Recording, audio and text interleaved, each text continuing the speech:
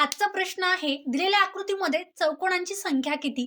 आकृतीमध्ये विचारले चौकोनांची संख्या, पण आपण सोडवताना कधी कधी गडबड करतो. काय करतो, 1 2 3 4 5 6 7 हे आपण डायरेक्टली काय करतो तर चौरस मधून घेतो. चौरस कशाला म्हणतो आपण, तर त्याच्या चारही बाजू सारख्या असतील त्याला आपण चौरस म्हणतो, बरोबर.